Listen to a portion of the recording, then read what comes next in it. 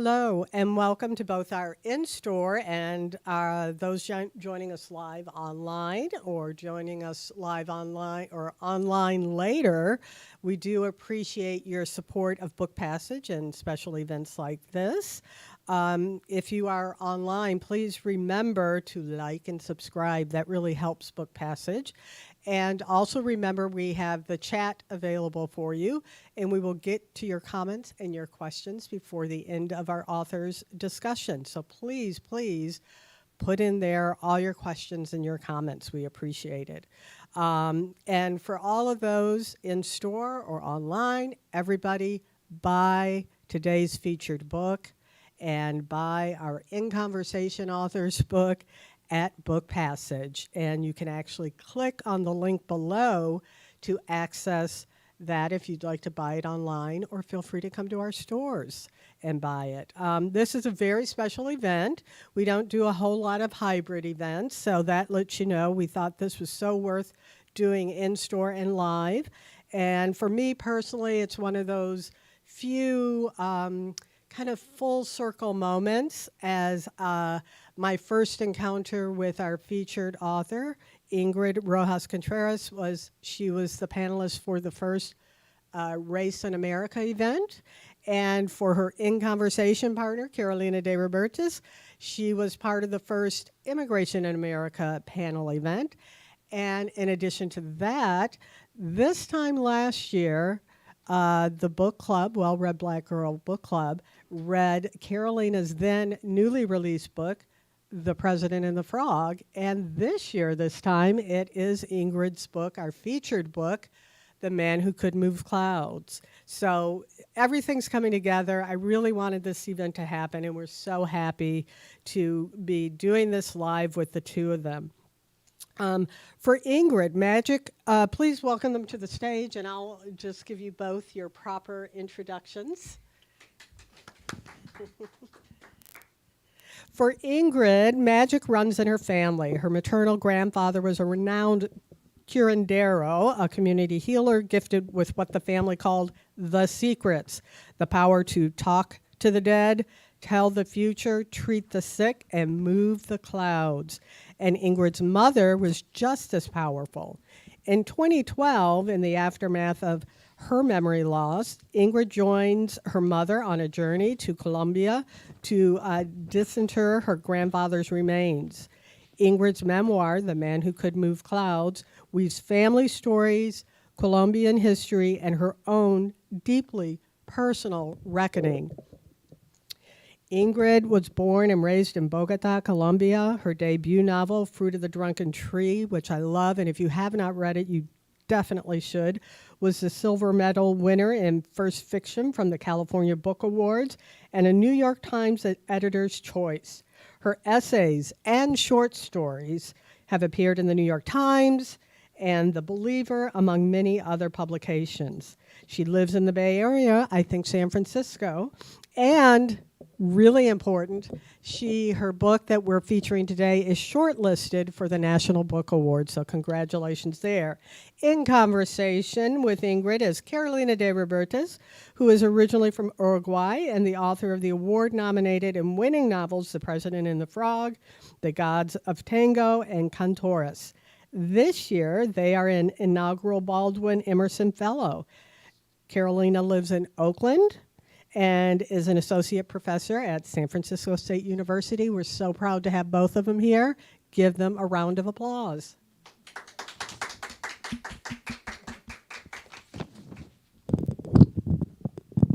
Thank you. Thank you. Thank you so much, Paula, for that beautiful introduction and for everything that you do here at Book Passage to champion books. It's so appreciated. Paula Farmer is a marvel. And so is Book Passage. Thank you, Book Passage, for hosting us, and everybody here for coming, and the folks who are online. Thank you for being here. Hi, Ingrid. Hi.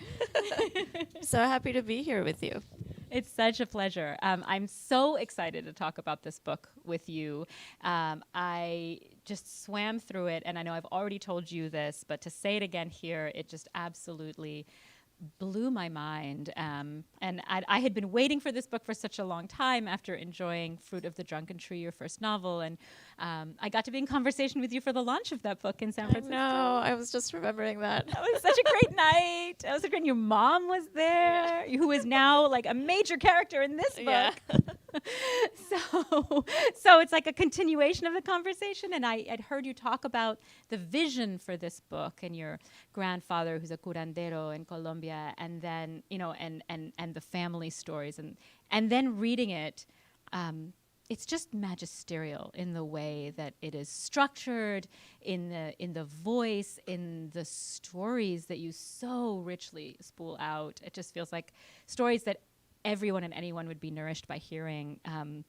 And it felt like, on the one hand, it was entering this world that is so particular, so rich, so fully itself, un mundo tan colombiano. And then at the same time, it made me larger inside by giving me language for so many of the most profound, sometimes unspeakable aspects of being alive. Thank you so much. Thank you. That means so much to me. Yeah. Thank you. Absolutely. So all of that's not a question yet. That's more of like a context place for how much I'm just appreciating this book and wanting to explore it with you. And like my questions are going to often revolve around the word how. Like how did you make that? So maybe our entry point could be, to start, you could read to us from the book. Yes. Yeah, I would love to. I'm just going to read from the beginning.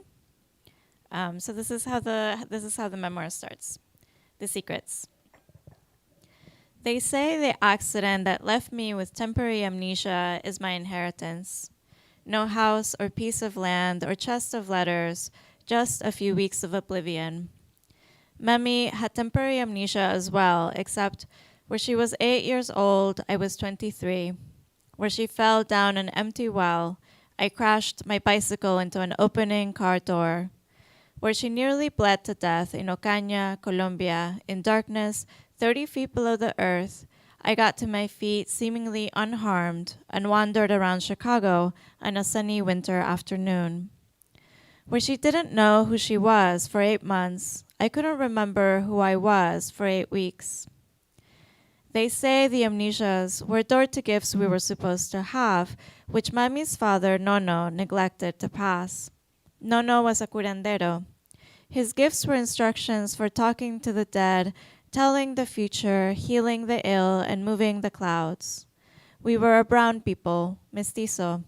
European men had arrived on the continent and violated indigenous women, and that was our origin, neither native nor Spanish, but a wound. We called the gifts secrets. In the mountains of Santander, the fathers had passed the secrets to the sons, who passed the secrets to the sons, who passed the secrets to the sons. But none of his sons, Nono said, had the testículos required to be a real curandero. Only Mami, strong-willed, unafraid, more of a man than most men in his eyes, whom he liked to call mi animal de monte, could have housed the gifts. But Mami was a woman, and such things were forbidden. If a woman came to possess the secrets, it was said that misfortune would soon follow. Yet, as 8-year-old Mami recovered from her injuries after falling down the well, and as her memories returned, it so happened that from wherever her mind had gone, she brought back the ability to see ghosts and hear disembodied voices. The family says Mami was destined for the secrets, and since Nono couldn't teach them to her, the secrets had come directly to her. 4 decades later, when I suffered my accident and lost my memory, the family was thrilled. Tias poured drinks, told one another with an air of festivity, "There it goes again, the snake biting its own tail." And then they waited to see how exactly the secrets would manifest in me. This is a story that happens in Spanish, where Mami and the tias call each other vos, the archaic thou, but they use tú with me, the informal, tender you. Theirs is the way of speaking in Ocaña, where our family is from, and where language can sound like a colonial fossil. In Spanish, our stories are slow then fast, and we cackle constantly. Mami and I are spooked by the way our lives echo each other's, so we don't often discuss our amnesias. But, increasingly, this is an itch I must scratch. I scrape and scald at its touch only to want to probe into it again. The tias asked me to tell them what it was like to live without a memory. I focus on trying to communicate how surreal it was, how cinematic. The tias roll their eyes at me, but they do so while looking at one another like I am a bad television show they are watching and can safely comment on. Such a gringa, this one, no. What they really want to know is what I dreamt. Maybe I'll read this last part. For Mami and for me, during our bouts of amnesia, our waking lives were punctuated by a constant state of confusion, but our dreams were grounding. Mami's dreams were sequential, and in her dreams she was a ghost. In mine, I had no body, and as I say this to the tias out loud, I realize I too believed I was a ghost. We have a word in Spanish for the walking of the dead, desandar, to unwalk. To walk until the walking is worn thin, to walk until the walking undoes even itself. That ghosts have a particular way of walking is an idea we inherited from the settlers who invaded the continent, but what is intrinsically ours is the sense of porosity, an understanding that we live between the real and unreal, and that often they are one and the same. So to us, the living go on ghost walks too. I'll stop there. Oh, thank you. Yeah, that's such an amazing opening, and I love that you gave us that piece, that sort of first portal. And I'm thinking about how one of the things that I say with writing students is that the first pages of a book teach the reader how to read it. And I'm noticing how there were two places in that short passage where you sort of opened up the Spanish layers of meaning that are untranslatable, the word desandar, right? And also the nuances between vos and tú, which are two ways of saying you, not even the only ones. That is a nuance that we don't have in English, and instead of translating it and just flattening it into English, you just sort of like let the reader into that.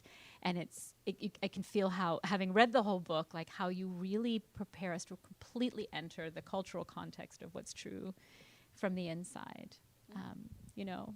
Thank you. I don't know if you know this, but it took the beginning of the book took me a really long time to find. Did I tell you this already? Can you talk about that? Yeah. So since, the book happens, the events of the book happen in 2012. And since that time, I knew that this was going to be a book that I wanted to write. And so I started wanting to write it back then in 2012. And I had this thing with this book where if I didn't find the right beginning, then I couldn't find my way into telling the story. So I rewrote chapter 1 since, 2012 off and on until 2018, when I was able to somehow like find the right entry. I think part of it is that it's just such a complicated story, and it involves amnesia, and it involves curanderos, and it involves healing, and it involves migration and trauma, and just like there's so many different layers to it that it took me such a long time to figure out how to thread all the things together in a way that didn't feel overwhelming to the reader. And I was on tour for Fruit of the Drunken Tree, and I think it's something that happened in an airplane.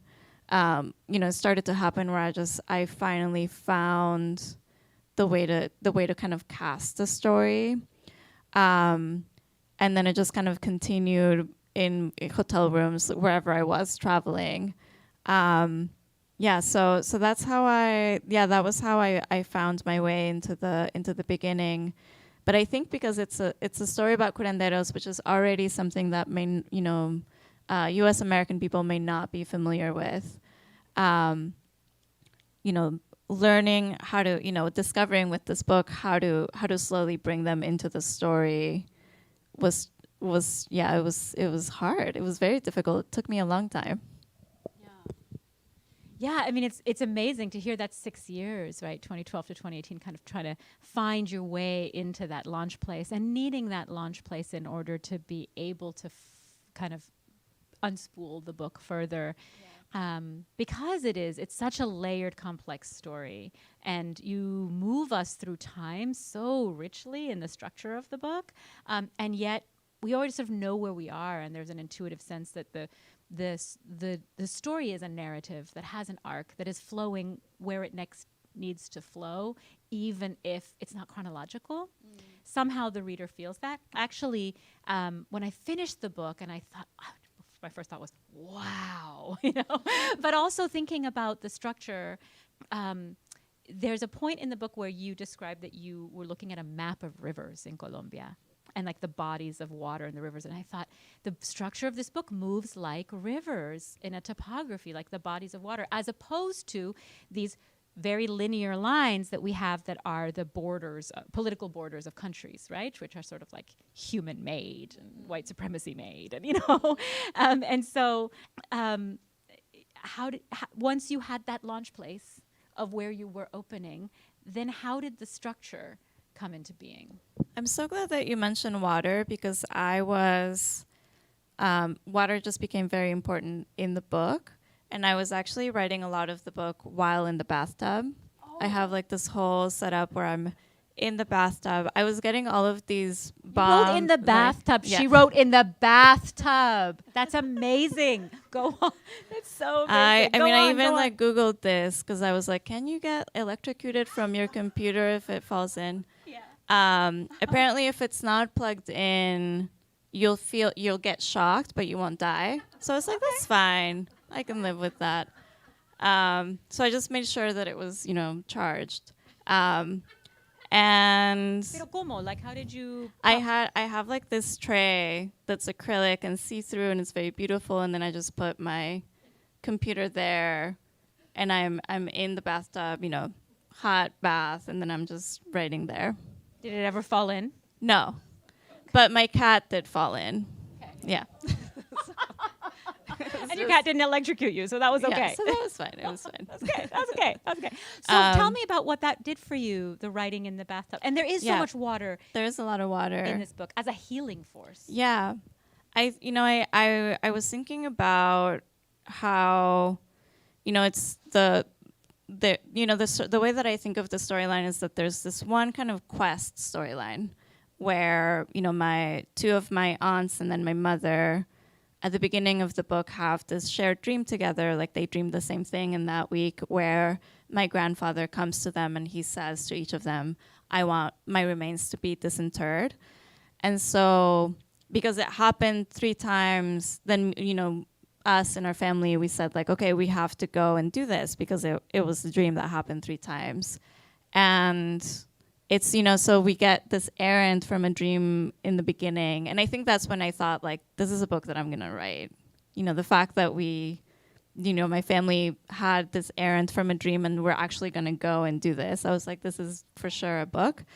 And so while I was living out the events, I just had this idea that part of the structure would be the unearthing, so kind of like receiving the quest, going to Colombia, unearthing the body, and what we discover there and through it, and that there was also going to be a metaphorical unearthing, which I think of as the second storyline in the book. And it's this way in which I'm maybe bringing stories to light, maybe stories that we tell only in our family, or stories that we don't tell.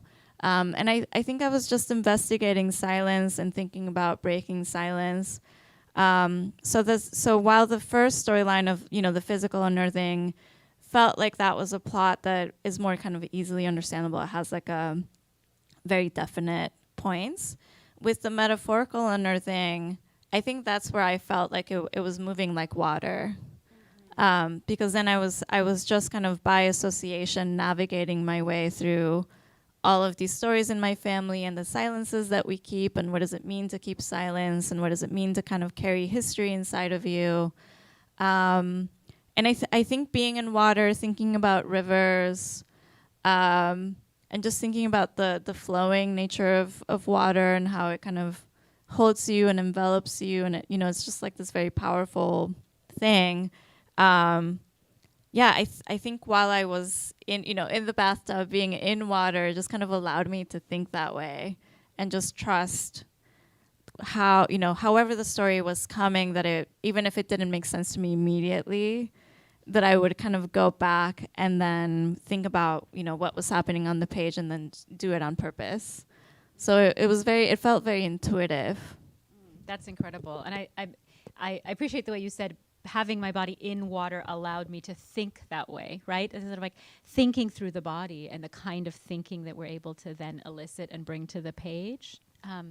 There's an incredible poetics on the sentence level in the book too. So there's the macro of the structure and then there's the micro of these, exquisitely beautiful sentences that are so full of a sense of articulating consciousness and articulating what is it, the word you use? The incomprehensible, right? You use that word in some very intentional ways, being that curanderismo, that some things that are true within Colombian cultural context are incomprehensible to the U.S. white gaze. And the idea of remaining incomprehensible, not translating yourself, which is so powerful for those of us who are immigrants to think about this, like resisting the need to translate ourselves, which we're doing all the time.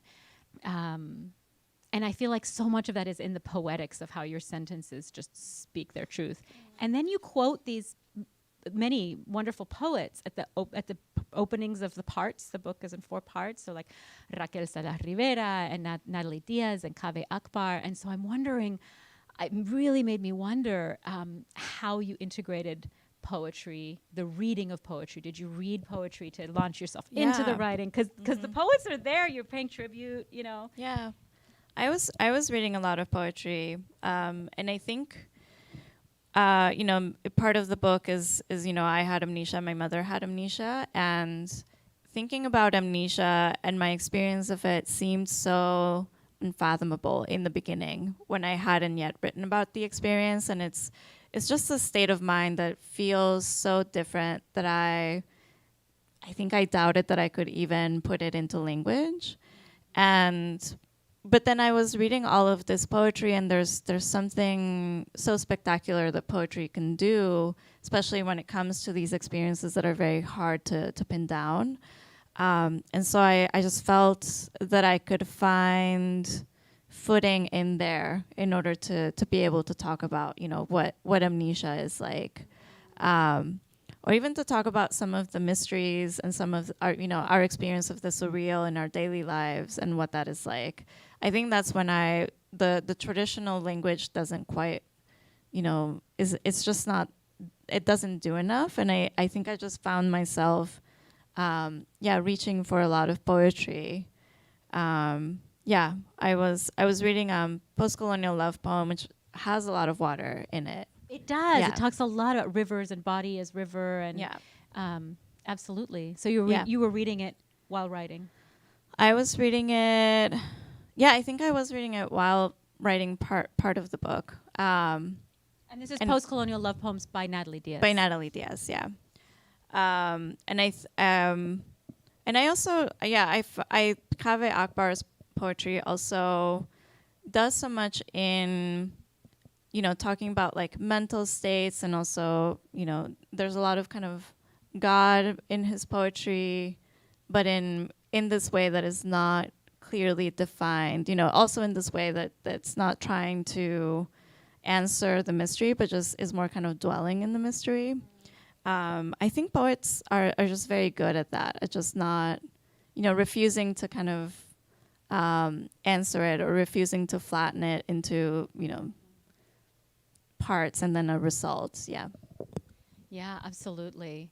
Absolutely. And the poetics of that show up so beautifully. And it also makes me think about, there can be sometimes in some MFA workshops, some aesthetics in the sort of dominant U.S. White-dominated literary context, this idea of like show, don't tell, simplify, use short sentences, and don't digress, like clean everything out of your paragraph, make it very tidy. And our friend Anchi Cruz, who you were in conversation with just last week about her amazing new book, How Not to Drown Like a Glass of Water. She was telling me that she was in Italy this summer and she had dinner with this Italian filmmaker who was saying, all of these US writers who say you can't have a digression. She's like, what is a paragraph without a digression? You know, and that Angie spent the rest of the summer thinking about that, you know, and thinking about how in so much Italian literature and so much Latin American literature, the digression is part of the art, the poetry, the magic, and the truth of the paragraph. And there's moments in your work, and it's not that you're just digressing, but there are moments in the paragraphs where it just feels like you slow into the poetry and give us so much more, right? So much more meaning. Yeah. You know what else I was thinking about too is just how the natural kind of rhythm of when South Americans tell stories, and specifically my mother, because I was thinking so much about her storytelling while writing this book. But you know, it's just when my mother is telling a story, you kind of experience her beginning to tell you like a very specific story, and then in the middle of it, she will start to tell you an even more exciting story. And then you're like, well, I'm torn, like I want to know, but also like, what are you saying? Yeah. And it just becomes this feeling that you're along for the ride and you don't even know what the ride is. Yeah. And I love that quality. And it's something that I tried to do in the book, just trying to kind of, you know, I was paying attention to the craft of her oral storytelling. And, you know, and since a lot of the stories come from her, then, you know, I wanted to mimic that in different parts. It's really effective. And it in the book. I mean, it's just aesthetically a triumph in that way. It really does that. Exactly what you're saying. Another thing that I thought about with this book is, you know, people have lots of ideas of what a memoir is and could be and should do. And people think the memoir is a very individual or individualistic kind of genre, right? I'm writing about myself. But then there's also such a thing as the collective memoir, right? And the memoir that is about or through the filter of the person writing the book, but also about broader community or connection. I'm thinking about like the classic of that would be Running in the Family by Michael Ondaatje, right? Or even like Ordinary Girls by Jaquira Diaz, where, you know, it's really through her life, but we also touch lots of other working class brown and black girls and the, you know, freedom movements in Puerto Rico and kind of connecting all of those things. So that it's a personal story, but also like this deeper story. And I really thought about one of the gifts and accomplishments with this book is that it is you, but this is such a peopled book. Like there's so many vivid characters. Like Tio Ariel, I'm like, I feel like I've like broken bread with him. I feel like I've hung out for hours with him. I have this feeling about him. Like, oh, here comes Tio Ariel, you know, and your mother and Nono and Nona, like they're so alive in the book. And then also history is alive, right? It feels like the book spans this time in 2012, but the story underneath spans 60 years into your grandfather's youth.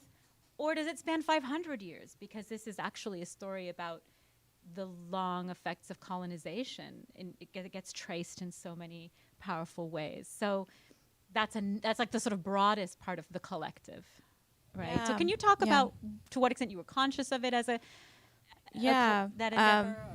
I remember getting a lot when I was telling people early on what the book was about, and I just found myself listing all of the things that it was about. I would always kind of hear the comment of, this sounds like several books, or like, it sounds like this is doing a lot. Like, I don't think that's possible. Was anybody trying to discourage you from putting it all in one book? Yeah. Really? I heard a lot of like, you should break down the story and just do like a series, you know, like memoir in parts, and like, you know, write a memoir and then a sequel and then another sequel.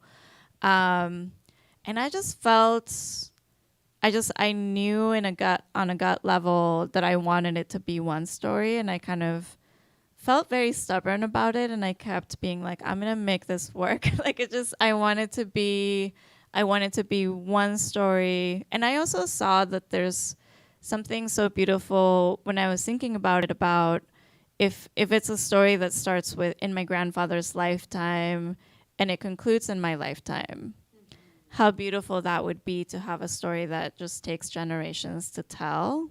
And so I was just so in love with that idea that I was really committed to making it, you know, happen that way in the writing.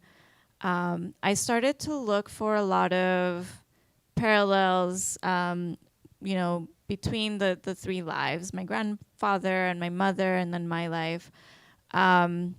And there's so many stories that are amazing that didn't get into the book because I had to just think about what are the parts of these three lives that echo each other, or that when I put them together, they create new meaning. May I ask a question Yeah. about that? Were there parts that you were like, this is an amazing story about my nono, and you wrote it, you drafted it, but then it didn't have room in the book? Did that happen, or was it more that you knew? I just more like in my brain, I was I guess choosing. But I think that that I will probably write them in another way. I imagine sometime later. And I don't know if in fiction or nonfiction. There's just when I think of my family, it's amazing to me how good of a storyteller each person is. And I mean kind of also like actively. Like there's the story in the book about a skull that's hilarious. It's an amazing story And, about the skull. It's just like there was like this dentist who was seeing my grandfather. He had like a broken heart, and then he was like giving him advice on the office decor. He's like, you should hang some like garlic cloves, or like you should have like a little table where you have like just voodoo dolls, or like just something that tells people that you're like a powerful like, curandero, and what's going on. And he was comparing it to his office. He was like, I have pictures of teeth like hanging on the wall, like he was You should just have some juju you should have everywhere, some like some stuff. And my grandfather wouldn't use any of the stuff, but he was like listening. And so this dentist said like, you can charge more money, and my grandfather was like, really, maybe I will do that. And so the dentist like you do was just like, I can get you a skull. As one does. As one does. Yeah. When you're decorating for someone, I can get you a skull. Yeah. And so it's just like my grandfather told a story about the skull to like one son that was very different than what had happened. And then, generations later, it just kind of became this huge misunderstanding where only one person knew the truth of what was going on. And to me, that's just so funny that everyone who came in contact with the skull just kind of made the story better, or kind of heightened the tension. Do you know what I mean? So I feel like everybody has an understanding of narrative tension, even though they're not kind of consciously writing a story. But so I feel that way about my family. Like everyone's just really good at, upping the drama of what's happening. And, in that way, it just feels like there's so much material naturally to kind of write from. So that's part of that sort of collective memoir richness, is that you're writing these people into being on the page, and they bring so much life and drama. Yeah. And what was it like for you in terms of writing those who are living, right? Writing and representing them. I did a lot of interviews, and then I would do transcriptions of the interviews. And then after doing the transcription, I kind of didn't look at the text anymore, and I just created the scene. And then if I had kind of questions, then I would call that person back and then ask them further questions. With several people, I had them tell me the story like different times. But I also feel that people in my family are so committed to storytelling that they will do that naturally. Like they just love to tell stories, and I've heard the same story, just dozens and dozens and dozens of time, even when I wasn't writing the book. So, but I feel like what that does is that the first time somebody tells you a story might be like the bare bones of what happened. And then when they tell you again, because they know that you already know the skeleton, then they start to give you more details. So as a practice, interviewing someone multiple times on the same event felt like it was just a really good strategy for getting more detail into that story. Oh, amazing. And I'm really appreciating the way you phrased that commitment to storytelling, that people in your family have this deep commitment to storytelling. And there's a power source underneath that too. There's storytelling as enjoyment, but also as so much more, right? Carrying of culture and as curanderismo, right? There's this really powerful space where your mother, is practicing, healing work with people. And she says, people think they know what they need, that they need, I'm paraphrasing, but like healing from a broken heart, or they need this, but what they really need is a new story, right? That part of curanderismo, that part of offering healing to people, that part people come for a prophecy, but what they need is a new story. And so you give them a story, and she's teaching you this as you're a young person, and you're like taking playing cards to school to go give readings to people. I mean, it's just an incredible part of the book where you're like looking at what your mother's doing, and you're inhabiting it in this way. And what she's saying is, oh yeah, mija, what people need is a new story. And I'm wondering how you carried that with you, if you did carry it with you as you were writing this, like the creation of a story as an act of healing, as an act of curanderismo. Yeah. I mean, you just kind of made me remember that time of the first time when I was taking cards and trying to give readings to people at school. And that was my first realization of, oh, wow, that's really complicated. It's really complicated to receive a story where, where someone has been harmed in some way, or is being harmed by something that is happening in their lives in some way. And knowing how to respond to it is very complicated.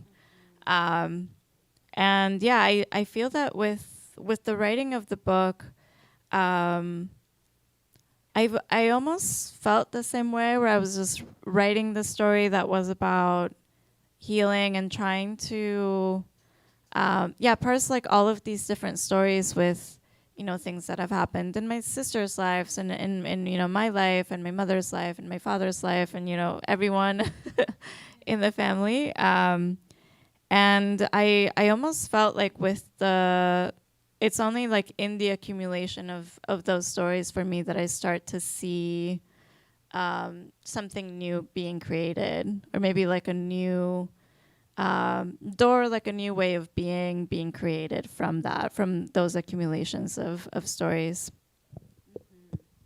Yeah.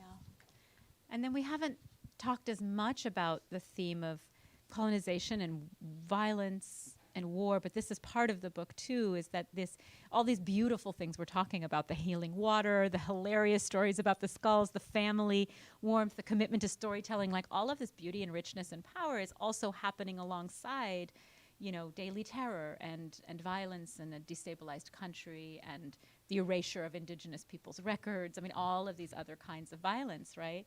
How did you balance all of those things in your telling, because it feels very seamlessly woven?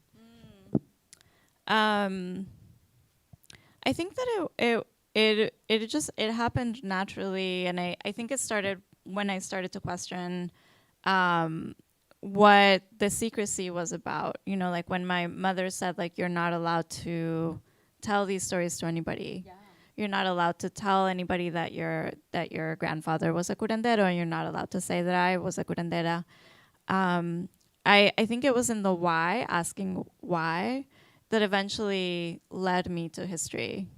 Because it's, who told my mother that, or who made her feel that way. And then the answer was historical. So I think that with the writing of the book, there were all of these moments that when I tried to kind of get to the bottom of it, that it just led to, the history of colonization. And that also felt like very water-like, where I'm just following the thread of this why, and then it just leads me to another branch of the river. Do you know what I mean? Like it just felt that way when I was writing it. Yeah, I can feel almost like the rhythmic nature of that kind of searching. You're also a trained journalist. and so I want to put that out there too, right? In terms of like you're searching, it's intuitive, it's watery, but you're also working with, you know, some very professional power tools. I mean, you write in here about going to, I don't know if it was in Bucaramanga or in Ocaña, but in one of the towns in Colombia, you're going and looking at the records and you're searching up records because you do have that journalistic training and that kind of research part of you as well. Yeah, I was looking for a lot of that was an interesting part of it. This was a story where, and I think when we think about curanderos, it's a part of the culture that doesn't tend to be in the record, or sometimes you find the academic books about it, or you find, I don't know, right? It's just not very present, and even living curanderos might be very guarded about what they do, or the transmission of knowledge is very guarded, and so that was already kind of a story that I just wasn't sure how to get kind of evidence, or how to get kind of how to ground it in something, in some data. And when I went to the records, and I was just doing I think that this is the simplest, memoir task that may happen, where you just try to do a family tree. And that's what I was trying to do. And I went to the baptismal records in Ocaña, and I again and again, I just kind of found that this story was just somehow not in the archive. But something that happened while I was there was that I could, find my grandfather, my grandmother, and their parents, and their great grandparents. Their grandparents were born out of wedlock, and so it means that they didn't have the last name of the father because they weren't recognized. And it just became, I kept asking for older books, trying to find my way through the tree, and I just couldn't do it. Like it was impossible to find through the matrilineal line, which is also kind of says, it just started, the story started to speak of me, of systems, and what does the archive mean, and who does the archive take care of, like what histories are we kind of preserving and what histories are we not preserving. And at some point, like, it was the culmination of that, for me, where I kept asking for older and older books, just trying to look for the answer. And I was given this book, and I opened it. It was, a book. I was looking at the calligraphy. I tilted it up, and the pages like crumbled. Like it all kind of snowballed together, and it just all crumbled. And so it was just this way that even while I was looking for answers, like the data even kind of physically dissolved. Yeah. Like, so, yeah. I think with this memoir, I had to reach for so many other alternative ways of telling it. Like I had to reach for more poetic language, like we were saying earlier, and then I had to reach for oral storytelling, and what are we saying in my family, like what is kind of carried person to person, all of those ways in which we carry the knowledge of history and time, but passed down from person to person, or passed down through a family. What are the ways that it is carried even as it is erased from the official archives, right? And then I think about that book dissolving, which is such a powerful image, and then I think about this book coming into being, and how this book it's a new physical contribution to the collective archive. Yeah, right? Yeah. I was thinking about that. I think that I was just, with this book, one of the things that just really gave me joy was the thought that I often thought about, I'm not having children, at all ever. And sounds clear to me. Yeah. At all ever is the way I'm having children, not at all ever. Noted. Good on you, Ingrid.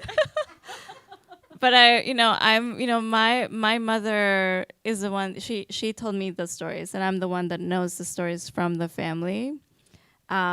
And so I always thought about, like, there's no one, I'm not going to pass them down to anybody. And I think, for this book, I just really wanted a place to kind of preserve them. And, with a history that's just not in the record, a history that is kind of like forgotten, or it's like kept in silence. It felt so important for me to have something tangible and physical where I could put everything down. Yes, absolutely. And there's so many ways to pass on stories or to preserve stories. One way is to those children. And if you do not have them at all, ever. Then here's an amazing way to do it. Yeah, absolutely. Cheering on your clarity on that. Thank you. Yeah. So I'm going to ask one more question, and then we're going to open 2 questions. And questions can also be placed on the chat for those who are watching online. So that is welcome. Feel free to start thinking of your questions, everybody, IRL and online. So one question I would ask, and it's sort of accompanying this thing that we're talking about moving against erasure in the official archives. Another beautiful layer in this book is that you include photographs. And the photographs illumine some of the things you talk about. But it's not just, it is fascinating to see, this is the face of Nono, who I just read about. But it's more than this person. The photographs add a thread of visual artistry that interacts with the writing. Could you talk about developing that? Yeah. I think it happened early on because it happened when my mother showed me my grandfather's business card. And to me, when I saw the business card, it was just so funny to me that a curandero would have a business card. It's an amazing business card. It's an amazing business card. It says like, cures you of diabetes, obesity, sinusitis, cancer, and witchcraft is what it says. It's so funny to me. And he's licenciado por qué? Licensed by the scientific center, which he made up. Like, there's no scientific center. And it's licensed by the scientific center. He just wrote that. He just invented it. He's not good. He's amazing. Just like, there's some people who are going to doubt me, and this line is for them. And to me, there's a way in which the image and the object itself tells a part of the story that even if you wrote it down, it's just not completely captured. Like, you almost really have to see the physical image of it. And so I think that's what made me, when we traveled to Colombia to do the disinterment, it's really what kind of gave me the idea that I should bring a Polaroid camera with me. And the plan that I had early on was just wanting to photograph things that felt surreal to me, or I think that I was already thinking about how a lot of the experiences are just really hard to put into language, and maybe like resist language in some way. And so taking a photo of those parts of the story, and whatever I could see in the landscape that carried those stories, photographing them, it just felt like a way to carry that part of the story that can't be put into words. So they do kind of tell that story on their own. How I think of them is that they're kind of telling a story of the surreal in the book, but visually. Yeah. Oh, yeah, wonderful. And that is a really good point, that it sort of interacts with that thing of things being so surreal or like seemingly incomprehensible. How do you even language it? You language it in these multiple layers. It's so beautiful. Thank you. Yeah, amazing. So we are open to questions. Yes. I'm just going to start with myself so that I can also ask you, Carolina, to repeat the question, especially for those that are online. My question is, I love the book. I love both your books. And I thought it was a very unique memoir because of the collective aspect of it. It wasn't just your story. But I'm curious because to me it was a little bit more of a woman's story because there was the 3 generations, basically. And obviously your grandfather, your Nono, is there. But I was curious why you decided the title that you decided when there seems to be more emphasis on the female women, their stories, their voices, why you decided on the title, which is lovely. Is it because your grandfather was kind of the catalyst for bringing everybody together? So the question is from someone who loved the book, seeing it as a collective memoir that many women's voices are very centered and many women are very centered in the book. As such, how did you choose the title, which centers a man? I was thinking of my grandfather's kind of the origin story that kind of brings, gives birth to all of the rest of the stories. I guess that's a weird thing to say about a man. But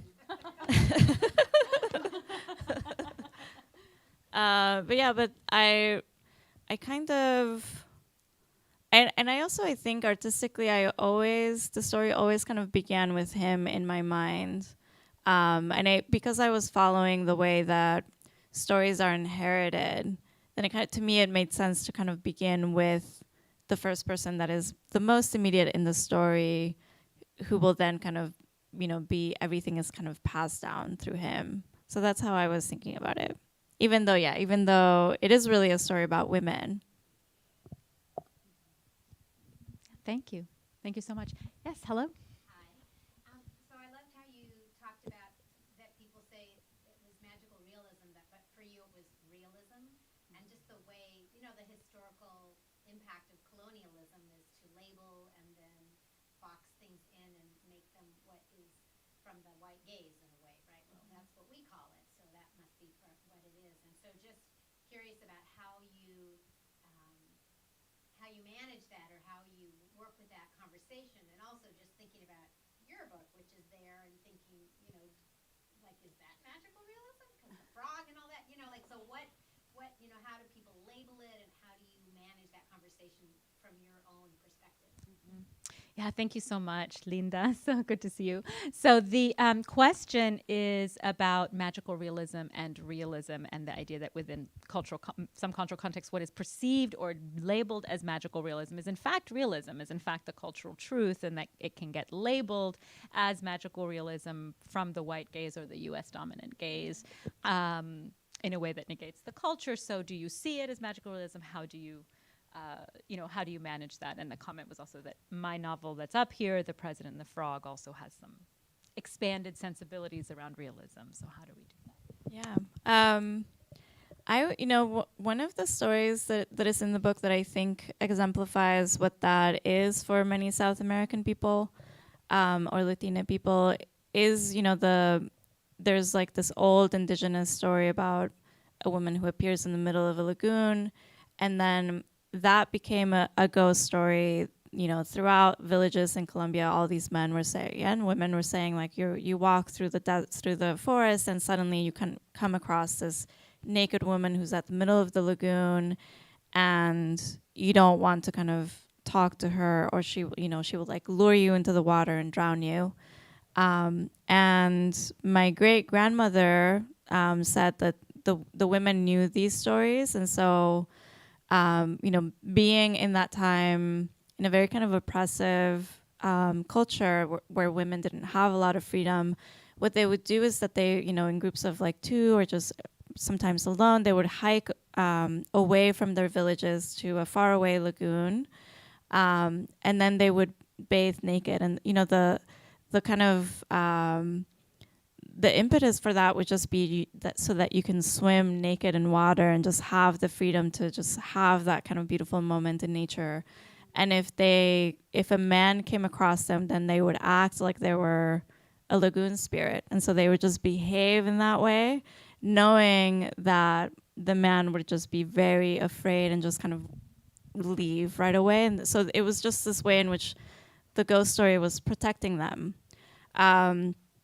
And what I love about that, and I think this is very common in Latina culture, is where you have an indigenous story that becomes a ghost story that becomes life again. Like it feels like there's a way in which we fold that back into our lives, and then so we have kind of an active, relationship to those stories. And I think that kind of that kind of cultural behavior is what brings that's kind of what inspired magical realism, And so I always think that, this book is a kind of like cultural root of magical realism. And when magical realism came into literature, I think that it was just understood as this is a fictional invention.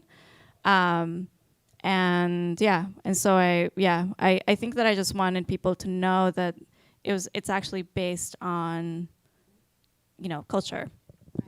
Right, and it was exoticized in that way by people from outside the cultures of the people who were innovating magical realism, right? Like one of the giants being obviously Gabriel Garcia Marquez, who's also Colombiano, like you, and he himself would talk about, yes, I was inspired by my grandfather's stories. Yeah. Kafka and my grandfather's stories, and Juan Rulfo's Pedro Páramo. Those are like his three main influences. Yeah, so his yeah. grandfather's stories, like, this is true. Yeah. This is real. I am talking about my people. He kept saying, like, I'm basically writing things down. Like, this is kind of a work of journalism. Yeah, like it's real. It's true. It's And truth. there's some stories too, like some of his early journalism stories, or some of his stories, like do try to collect those stories.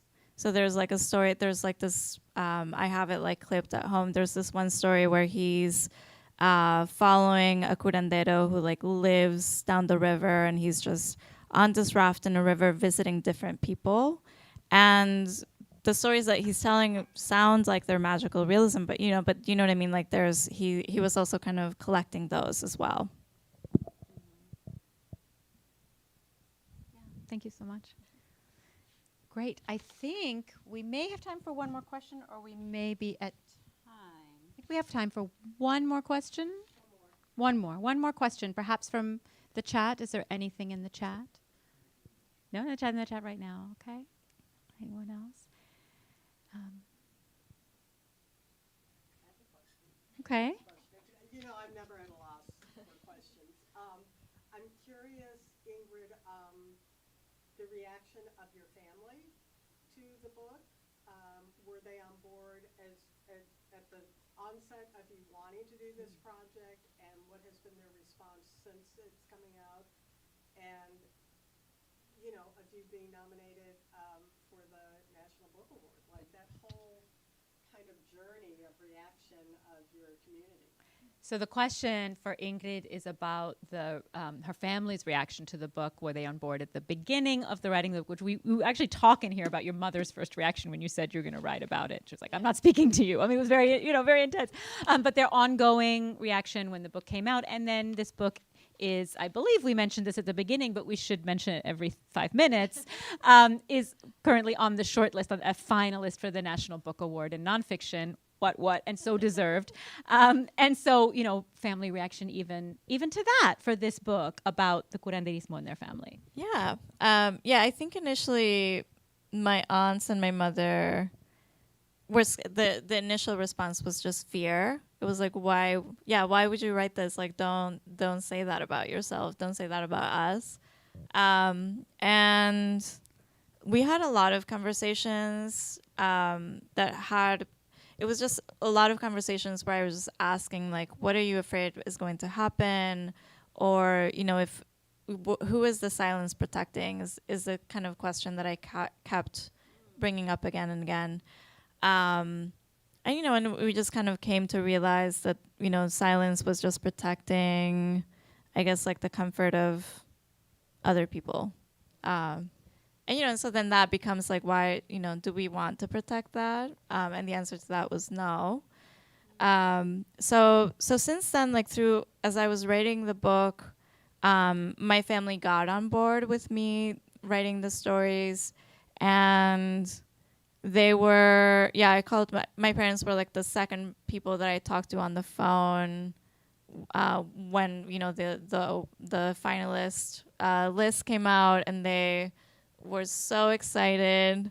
My mom usually has a delayed reaction to things. I will usually give her good news, and she'll be like, "Anyway, did you see what your sister is doing?" Like, she just won't be able to have, stay in the moment. But that was the first time where she was just excited in the moment, and she was just super emotional, which I had never seen. And it was very sweet. They're very excited. Oh, that's beautiful. Well, we're all celebrating you for the National Book Awards in November and rooting for you. Thank you. Thank you. It's going to be amazing. And I heard you have your dress picked out. I have my dress. So you're ready, Fantastic. Thank you all so much. That's the time we have. Thank you to everyone for coming in person and online. Thank you so much to Book Passage for hosting us. Please, everyone here, everyone listening, support Book Passage. Buy your books here. Buy Ingrid's incredible book, The Man Who Could Move Clouds. Get it signed or get a signed copy from the store. There should be additional copies for those of you online that you'd be able to order and receive signed.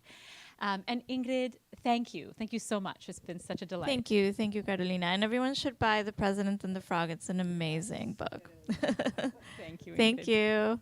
Thank you, everyone. Thank you. Thank you.